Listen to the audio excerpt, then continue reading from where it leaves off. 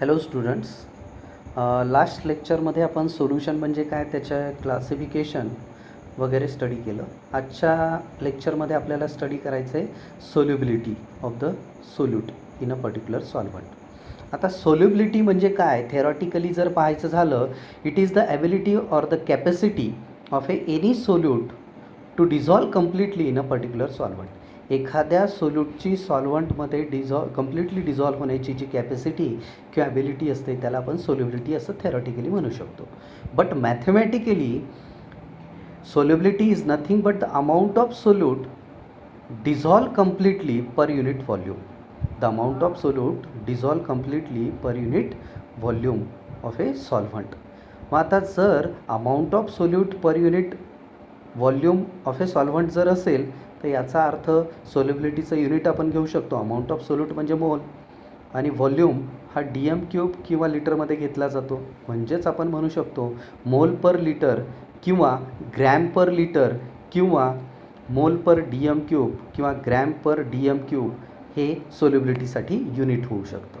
Get it. तर हे झालं unit of solubility, that is mole per litre किंवा मोल पर DM³. त्यानंतर ही जी सोल्युबिलिटी असते it depends on different factors. Which are those factors on which solubility depends?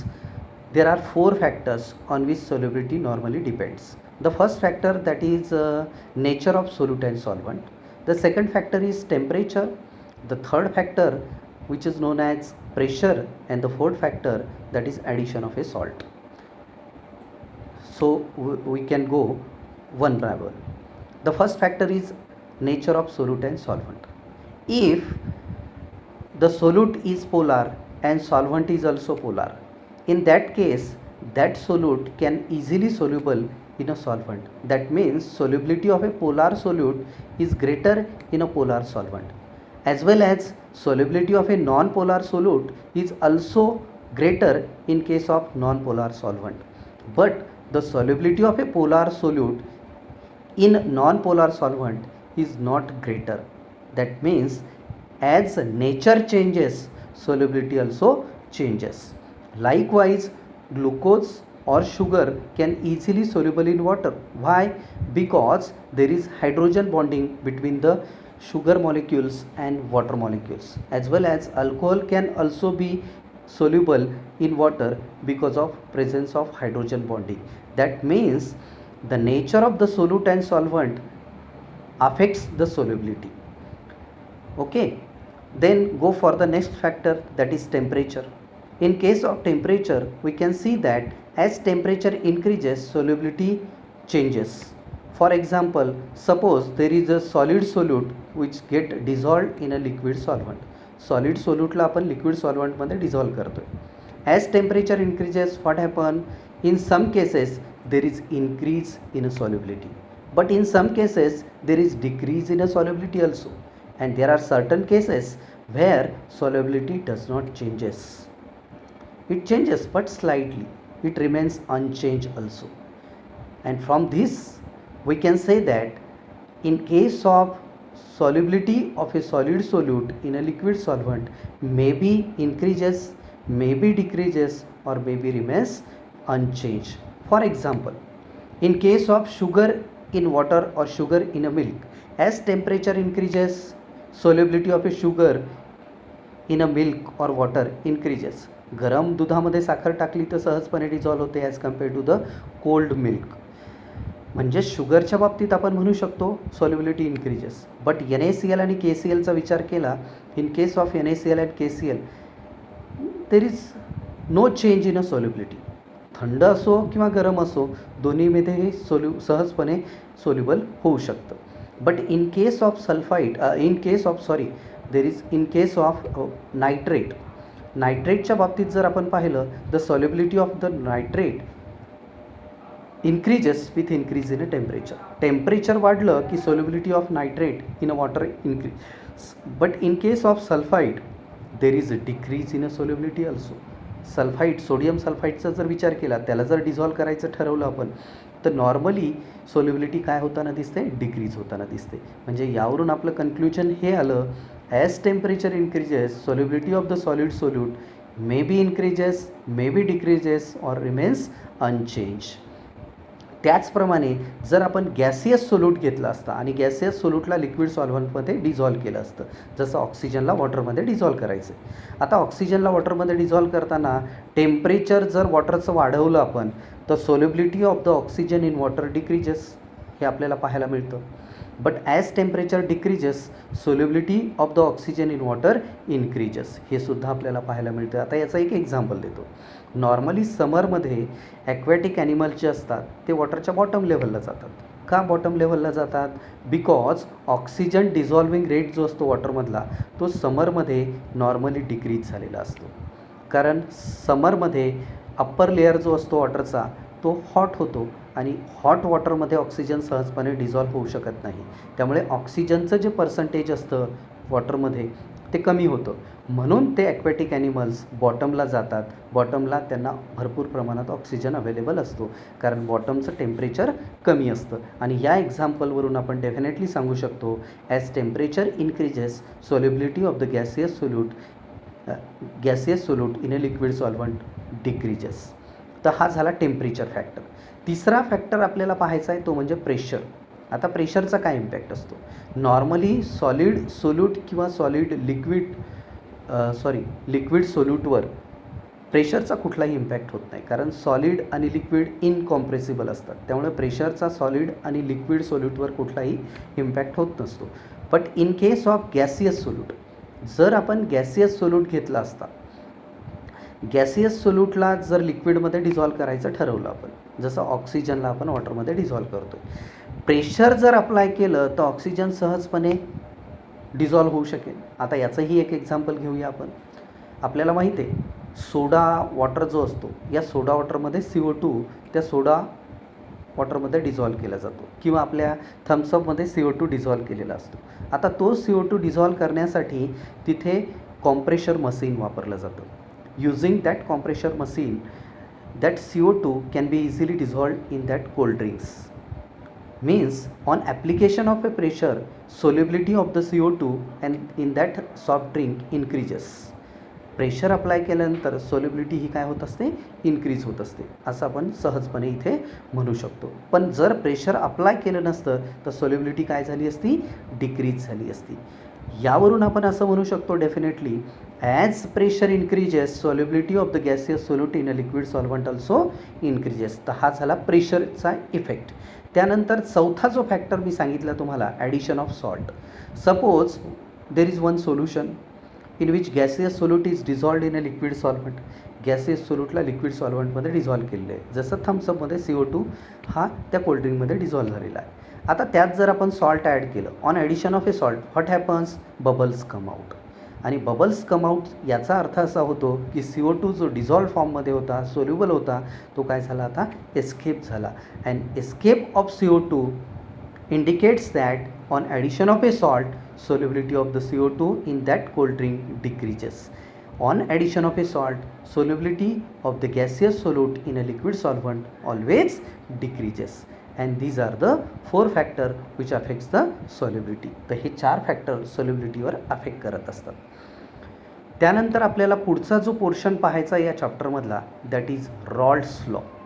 आता रॉल्ड्स law हा फार महत्त्वाचा पार्ट आहे आपल्या सिलेबसच्या दृष्टिकोनातून, कारण नीट, CET, JEE किंवा बोर्ड एक्झाममध्ये यावर नॉर्मली एखादा तरी क्वेश्चन रेज केला जातो.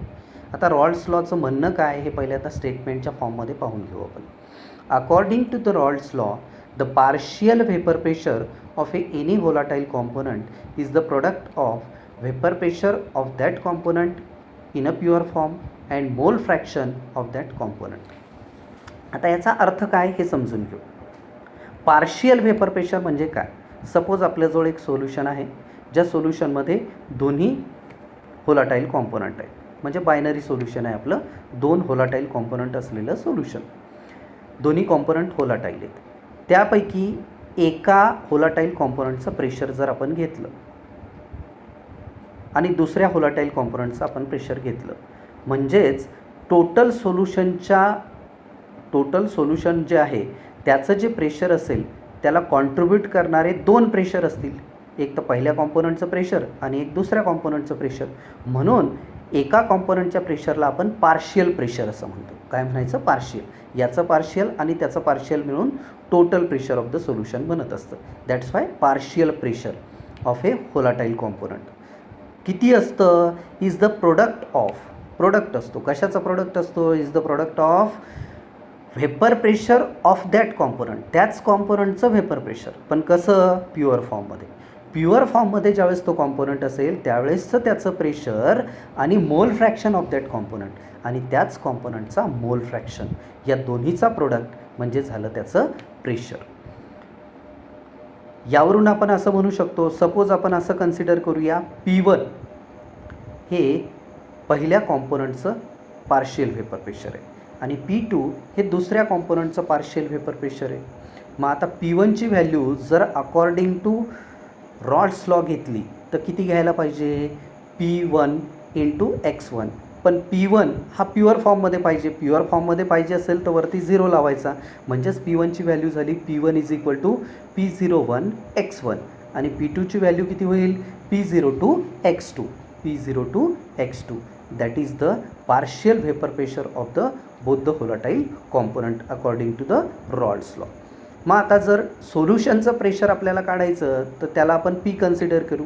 P is the pressure of the solution, vapour pressure of the solution. Then P = what? P1 + P2, कारण दोन कॉम्पोनंटपासून बनलेला आहे. या दोन्ही कॉम्पोनंटचं प्रेशर जर ॲड केलं तर आपल्याला सोल्युशनचं प्रेशर मिळणार. मग P = काय घ्यावं लागेल? P1 + P2. आता P1ची व्हॅल्यू किती घेतली आपण? P01 x1 आणि P2ची व्हॅल्यू किती घेतली? P02 x2, या दोन्हीची ॲडिशन. पण मोल फ्रॅक्शनमध्ये आपण पाहिलं होतं, sum of the mole fraction of all the components is equal to 1, म्हणजेच x1 + x2 always equal to किती असतो? 1. आता जर x1 + x2 always equal to 1 असेल तर आपण x1च्या ऐवजी काय ठेवू शकतो? x1 = 1 - x2. आता जर x1च्या ऐवजी 1 - x2 ठेवलं तर आपलं इक्वेशन काय होईल? P = P01, x1च्या ऐवजी आपण ठेवू 1 - x2 प्लस P02 x2. आता जर P01नं ब्रॅकेटला मल्टिप्लाय केलं तर आपलं इक्वेशन काय होईल?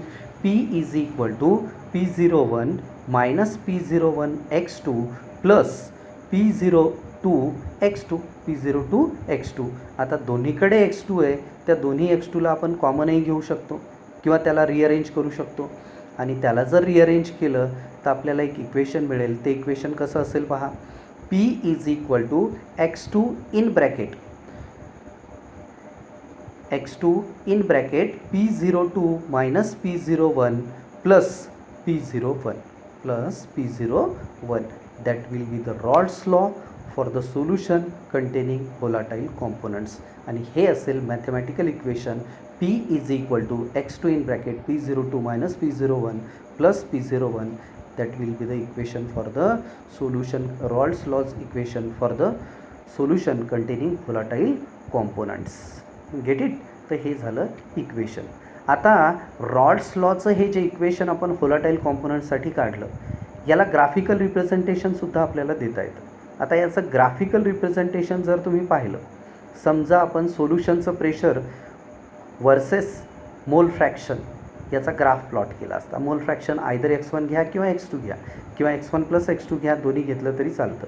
आता जर ग्राफ प्लॉट केला आपण तर या ग्राफमध्ये आपल्याला दिसेल ग्राफचं नेचर स्ट्रेट लाईन असतं. कसं असतं? स्ट्रेट लाईन, अपवर्ड स्लोप दाखवणारं. आणि स्ट्रेट लाईन अपवर्ड स्लोप तर असेलच असेल. त्याचवेळी जर आपण x2ची व्हॅल्यू समजा कन्सिडर करा 0 घेतली असती. आता x2 जर 0 झाला असता तर पहिली जी टर्म आहे x2 in bracket P2 - P1 ही सुद्धा 0 झाली असती. म्हणजेच आपली Pची व्हॅल्यू झाली असती P = P01. करेक्ट. आणि समजा जर आपण x2ची व्हॅल्यू 1 घेतली असती तर आपलं इक्वेशन झालं असतं P = P02, कारण P01 विल गेट कॅन्सल आणि त्यामुळे P02. आता जर आपण समजा कन्सिडर करा ग्राफ प्लॉट केला असता P1 वर्सेस x1. आता P1 वर्सेस x1 जर ग्राफ प्लॉट केला तर त्या सिच्युएशनमध्ये x1ची व्हॅल्यू जर 0 घेतली तर Pची व्हॅल्यू 0 होईल आणि x1ची व्हॅल्यू जर 1 घेतली तर P1ची व्हॅल्यू P01 होईल. P1ची व्हॅल्यू किती होईल? P01. पहिल्या केसमध्ये P01ची व्हॅल्यू 0, कारण x1ची व्हॅल्यू 0 आली. इथे सुद्धा ग्राफचं नेचर कसं असेल? स्ट्रेट लाईन असेल. कसं असेल? Straight line. पण इथे जो ग्राफ असेल तो डाऊनवर्ड असेल. कसा असेल? डाऊनवर्ड असेल. थर्ड केस आपण जर पाहिली, थर्ड केसमध्ये P2 वर्सेस X2 जर घेतलं आपण, P2 वर्सेस X2 घेतलं. मग आता इथे जर P2ची व्हॅल्यू काढली, पहिल्यांदा आपण X2ची व्हॅल्यू 0 घेऊया. X2ची व्हॅल्यू 0 म्हणजेच P2ची व्हॅल्यूसुद्धा काय होईल? 0. आणि X2ची व्हॅल्यू जर 1 घेतली तर P2ची व्हॅल्यूसुद्धा काय होईल? P02. त्याचं कारण असतं P2 always equal to P02 into X2. आपण पाहिलं आहे रॉल्स लॉनुसार. मग इथेसुद्धा ग्राफचं नेचर कसं असेल? Straight line with upward slope. ग्राफचं नेचर तुम्ही आपल्या नोट्समध्ये पाहून घेऊ शकता. नोट्समध्ये ते रिप्रेझेंटेशन मी दिलेलं आहे, तर तो ग्राफ एकदा पाहून घ्या. ठीक आहे. तर हे झालं graphical representation for the Raoult's law. इथे आज आपण थांबूयात. Have a nice day.